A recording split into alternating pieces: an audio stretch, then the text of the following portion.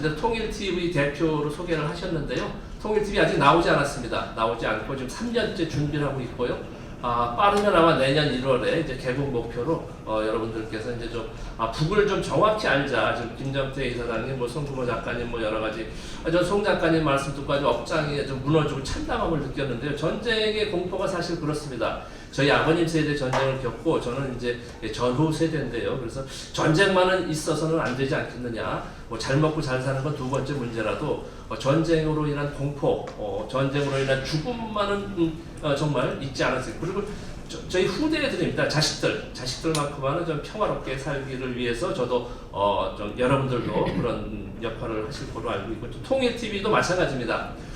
북을 너무 적대적이지 말자. 그렇다고 우호적으로 할 것도 없지만은 적대적으로 하지 말자는 것이 통일TV의 지향점입니다. 그러니까 사실대로 정확히 알자는 것입니다. 그래서 지금 여러분 책에 일반적인 사진들을 제가 많이 좀 해놨는데요.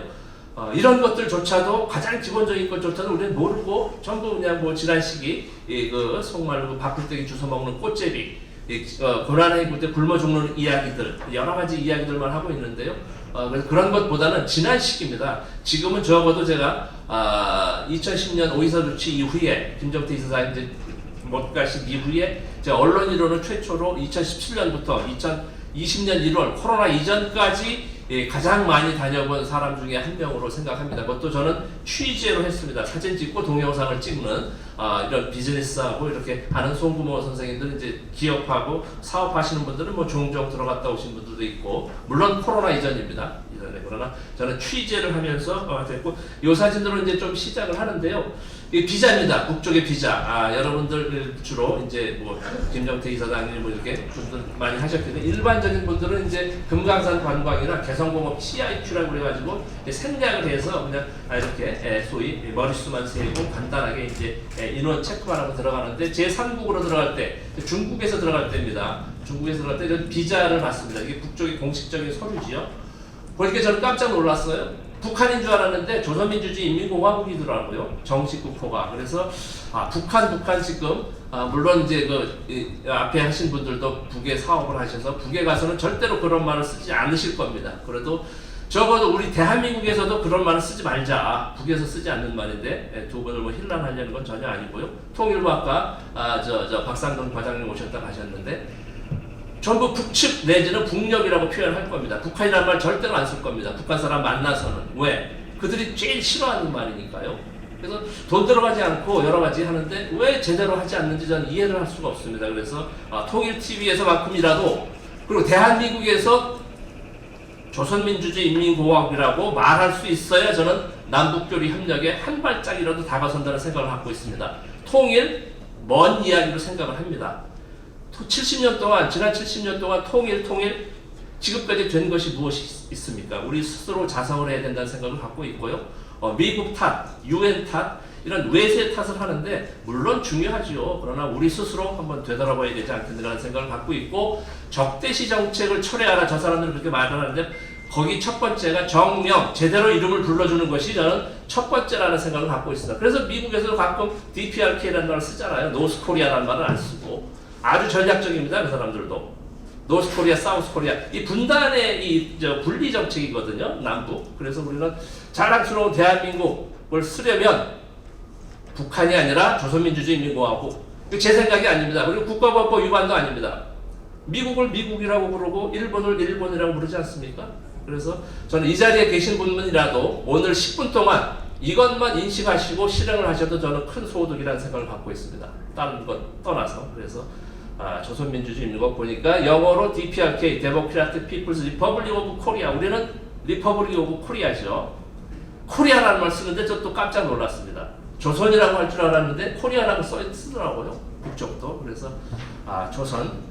때에 따라서는 뭐 북녘, 남녘, 북측, 남측 이렇게 해서 이름이라도 제대로 쓰는 것이 통일에 앞서서 좀 서로 적대시하지 않는 첫 번째 발걸음이라고 생각을 해서 앞으로 여러분들께서도 그렇게 해주시면 북쪽에서 전부 이제 거의가 북측에 사업하고 이런 여러 가지 이제 좀 무엇인가 좀 해보려고 이 자리에 계신 분들로 저는 알고 있습니다. 그러려면 북한이 아닌 북측, 제가 장시간 말씀을 드렸는데 이해해 주시기 바랍니다. 그래서 저는 이제 미국 영주권 자격으로 이제 지난 시기 이제 개인 자격으로 취재를 다니면서 이제 통일팁을 하고 있는데 벌써 이제 한 3, 4분밖에 안 남은 것 같은데요. 그래서 기차를 타고 지난 시기 들어갔고 최근에는 이제 비행기를 타고 심양에서 이제 여기가 이제 이 카운터인데요. ABC는 이제 도메스틱 국내선입니다. 그리고 이 카운터에서 이제 심양을 주는 다닙니다. 국경은 좀 복잡하기도 하고 심양에 이제 영사관이 있어서 비자를 받고 북쪽의 비자는 단수입니다. 매번 갈장마다 비자를 받고 해서 이제 심양 영사관에서 비자를 받고 심양공항 이 카운터에서 매주 월수목토 주 4회 운항을 합니다. 그래서 평양, 심양, 평양 왕복 운항을 하는 비행기를 타고 들어갔다 나왔다 하는데 바로 이 F 카운터, 이 F 카운터에서는 매일 인천 심양, 인천, 대한항공, 아시아나항공, 중화항공, 동방항공이 4차례가 인천 심양을 왕복합니다. 물론 코로나 이전입니다. 그리고 월수목토는 고려항공이 평양 심양을 왕복하고요. 그러니까 최소한 월수목토 주 4회는 대한항공, 아시아나항공, 고려항공이 교차로 해서 이 공항 카운터에서는 소위 이북 사람들, 북쪽 사람들, 조선 사람들, 북한 사람들, 그리고 남한 사람들, 대한민국 사람과 조선 사람이라고 하면 얼마나 좋겠습니까? 그래서 표현이라도 같이 이 공항에서 혼자가 되는 순간이기도 합니다. 어쨌든 이렇게 해서 다니고 있고요. 고려항공 안쪽이고요. 뭐 기내식 이런 것들이 있는데요. 저는 뭐 이런 사진들 설명은 보통 한 2시간 정도 해서 하는데 휴대폰 보고 전 놀란 바가 없지 않아 있었고요. 아주 그렇게 해서 가는데요. 제가 이제 2018년도에 이제 3차례 방콕 취재를 하고 평양의 시간은 서울의 시간과 함께 흐른다라는 책을 내는데 거기 사진 많이 써서 알려져 있고요. 이렇게 저는 휴대폰조차도 전화나 옳게 하는지 생각했어요. 제가 1959년도생이라 어르신 빼놓고 이제 반공교육을 어마무시하게 받은 세대입니다. 그래서 어렸을 때 이장집에서 뭐 아무개 아버지 전화 받으세요 이런 식으로 알고 있었거든요. 이북이. 근데 그렇지 않더라고요. 우리와 같은 휴대폰을 일상적으로 쓰고 있더라고요. 그럼 또 어느 분은 그러죠. 평양만 그런 것 아니냐라고 하는데 개성, 신의주, 원산 뭐 다 가봐도 일상적으로 많이 쓰고 있었습니다. 이런 것부터 금강산입니다. 이런 뭐 상상이나 했습니까? 이런 것들. 그래서 일상적인 것부터 무슨 뭐 통일해서 뭐 협상, 뭐 남북 교류 이런 것보다는 좀 일상적으로 좀 교류 협력을 하기 앞서서 좀 저들을 정확하게 알자. 우리가 맨날 30년 동안 굶어 죽는 이야기만 알았고 맨 장마당에서 멱살 잡고 싸우는 모습 그리고 7, 8살 저 최근에도 그런 방송을 계속 보고 있습니다. 종편 지상파에서 바쁠 때는 주워 먹는 이 꽃제비만 보여주고 이 사람들이 이런 얘기를 해서 저는 정말 이 북하면 정말 우리 가까이 하기 어려운 이런 반통일, 반북적인 사고를 가진 사람들이라고 생각합니다. 그렇다고 저는 친북적이지 않습니다. 정확히 제대로 알자는 것입니다. 제대로. 아는 것하고 30년 전에 우리가 머물러 있는 것하고 얼마나 차이가 나겠냐. 그리고 제가 지난 시기 이렇게 보면 10년 전에 오이사 조치 이전에 갔다 온 분들도 저 사진을 보면 정말 달라졌구나 이런 말씀을 많이 하시더라고요. 그래서 저는 뭐 이렇게 살고 있습니다. 제가 2018년, 19년도에 2020년 코로나 때는 못 들어갔습니다. 평양 비행장에 와이파이가 된다 소리입니다. 이런 거 알았습니까? 언제?